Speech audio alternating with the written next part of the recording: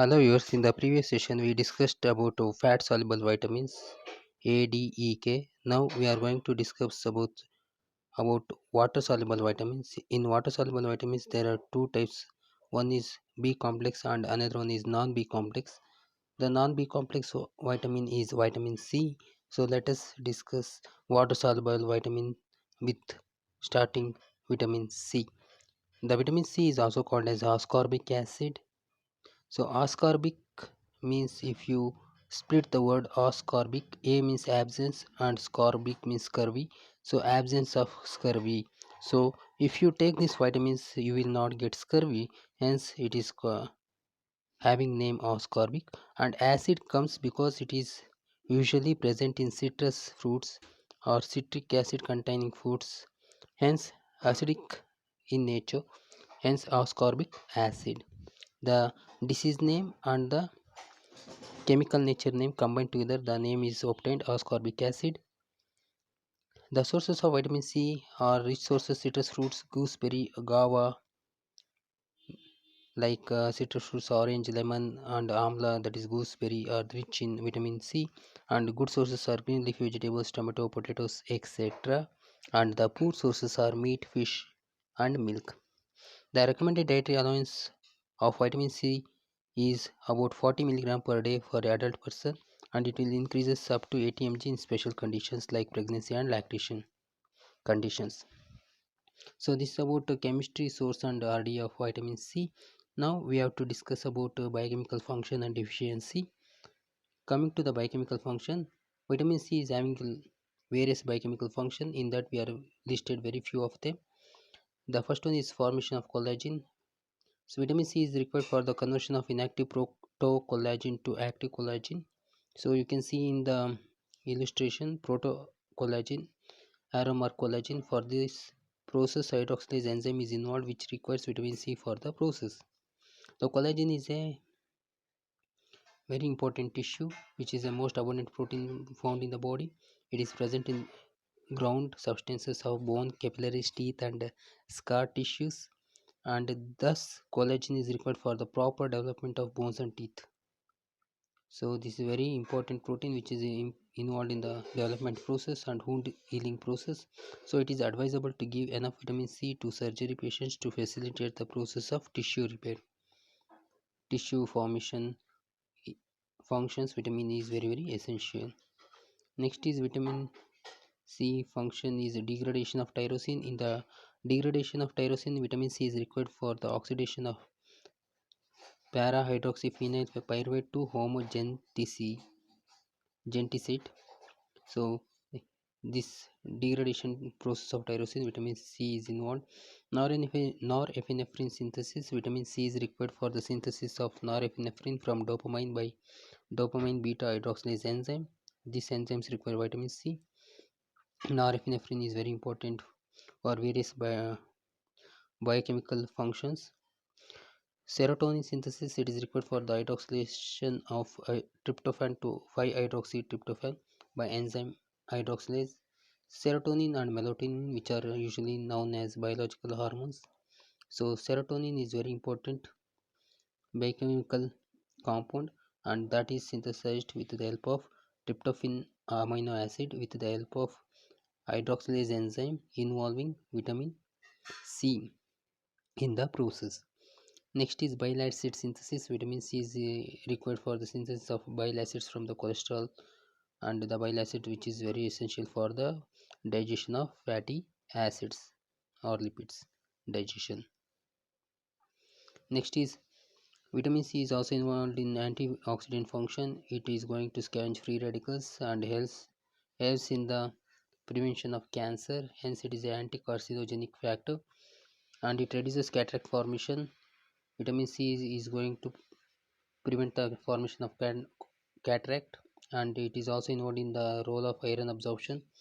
So iron, which is a very important component for blood formation, is going to be absorbed with the help of vitamin C.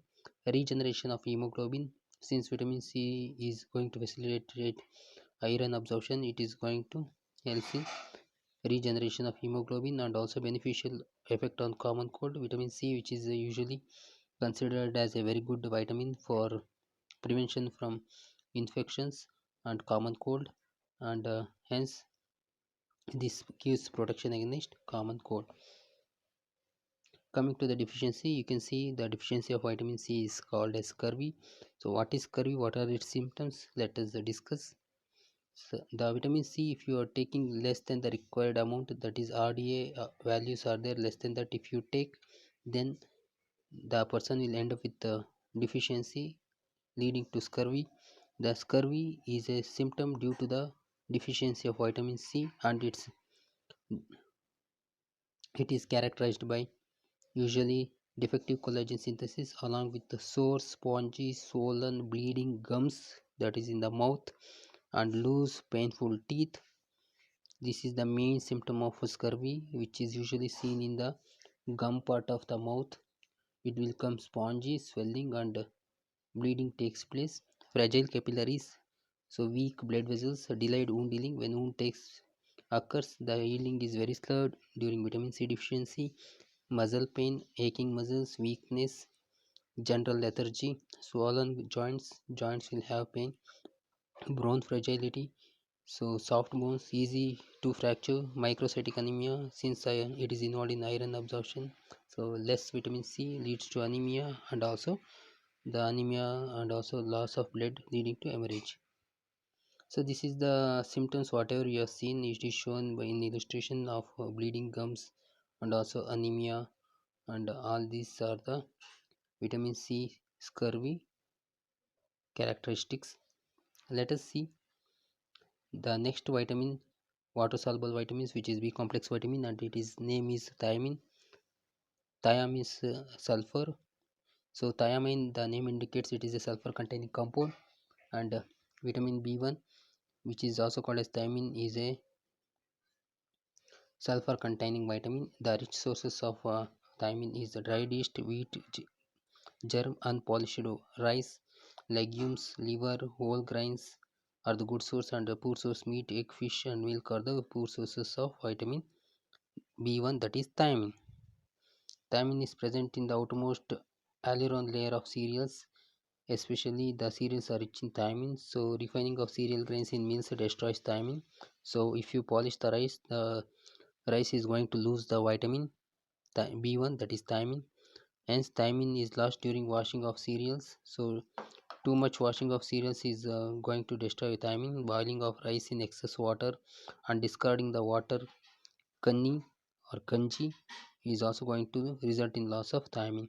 So this is one of the important factor. One should know that the rice should not be washed more than one or two times, because it is going to destroy the vitamin B1, and adding the baking soda also destroys the thiamine during cooking. So we should ensure that the polish of rice should be less, or unpolished rice should be consumed, so that we can get sufficient amount of vitamin B1.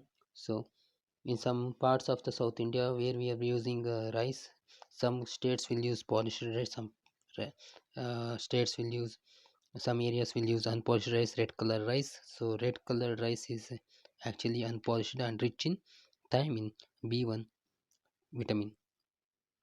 Next is RDA. The requirement of thiamine is 1 to 1.6 milligram per day for adult male, and 0.9 to 1.2 milligram for adult females. And the requirement is going to differ according to the energy requirement of the body. So that means 0.5 mg of thiamine is required for every 1000 kilocalories of energy. So depending upon how much energy your body requires, the requirement of the vitamin B1 is uh, considered. So for 1000 kilocalories, 0.5 mg is recommended vitamin B1 intake. Function of thiamine. Thiamine, water soluble vitamins give rise to coenzymes, and the vitamin B1 thiamine coenzyme is known as thiamine pyrophosphate, TPP. The TPP plays a central role in energy yielding metabolism. Energy yielding, as the name itself indicates, energy yielding. That means the energy coming metabolic process like glycolysis, Krebs cycle, beta oxidation. So in this process, TPP is involved, especially in the metabolism of carbohydrate. Especially in the carbohydrate metabolism, TPP is involved. Thus, more the carbohydrate is consumed, more the thiamine is required. The TPP is also required in transketolase for reaction of HMP shunt pathway. If you want to get energy from the food items, then the thiamine is very important in the energy yielding process.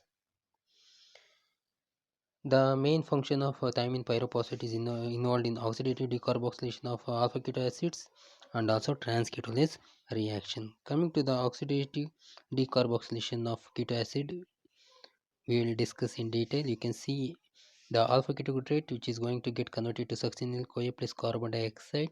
This is the illustration taken from Krebs cycle or citric acid cycle. This takes place with the help of enzyme alpha ketoglutarate dehydrogenase complex, and below the arrow mark you can see the first coenzyme that is required is TPP. So TPP is involved in this conversion process, which is a Krebs cycle or citric acid process, which is a metabolic energy deriving process. Hence, TPP is very important in energy production. Coming to the transketolase function, you can see in xylulose 5-phosphate and ribulose 5-phosphate, they are going to combine then to leads to the formation of acetylptyl 7-phosphate and glycerol 3-phosphate. So if you see xylulose 5-phosphate and ribulose 5-phosphate, 5 plus 5 10 carbon containing compound, you can see in the right side 7 plus 3 is also 10. So 10 carbon compound of the left side give rise to 10 compound of separate form of biomolecules with 7 carbon and 3 carbon, and this process is taking place with the help of transketolase that requires below the arrow mark you can see TPP coenzyme, which is a thiamine coenzyme. TPP is also required for transmission of nerve impulses, so it is required for the functioning of the brain. Thiamine is particularly essential in the maintenance of three important systems. The first one is nervous system, second one is cardiovascular system, and the third one is gastrointestinal tract system. So nervous system, thiamine is required for the proper functioning of nervous systems, both peripheral nervous system and central nervous system. Remember, brain derives all its energy from carbohydrates, and utilization of carbohydrates requires thiamine. So thiamine, by deriving energy, it is going to supply the energy to the nerve systems, and which helps in the proper functioning. And the cardiovascular system, the thiamine is very essential for functioning of heart muscles.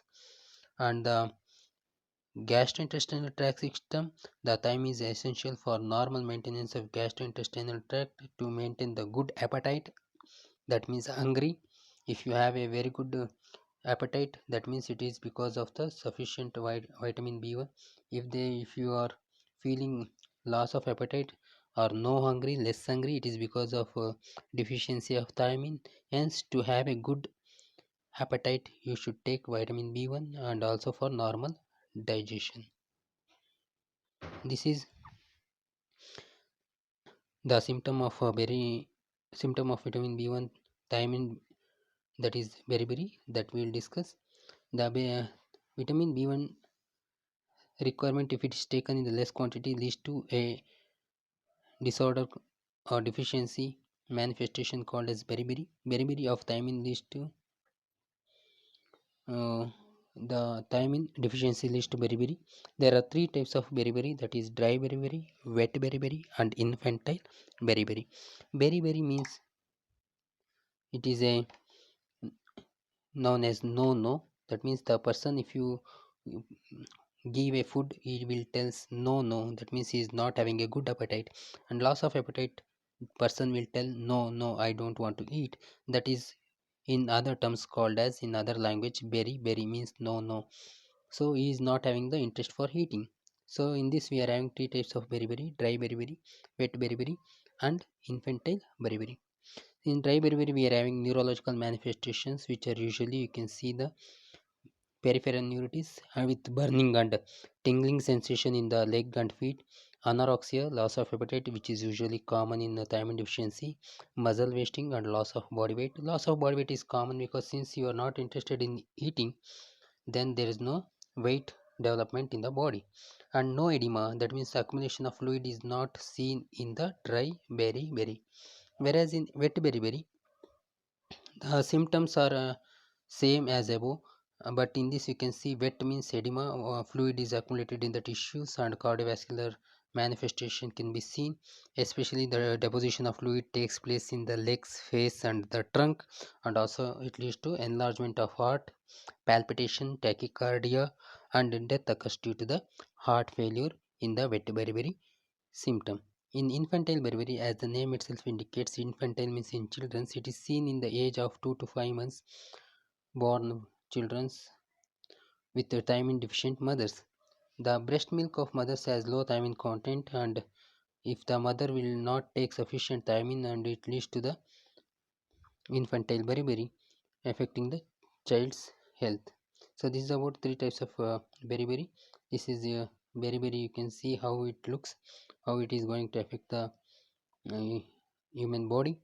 In this dry because fluid is not deposited. If it is fluid is deposited, then it is called as wet beriberi, and if it is in the young age, it is called as infantile beriberi. So this is the illustration of dry beriberi. So this is about discussion about vitamin C and vitamin B1 thiamine. Thank you.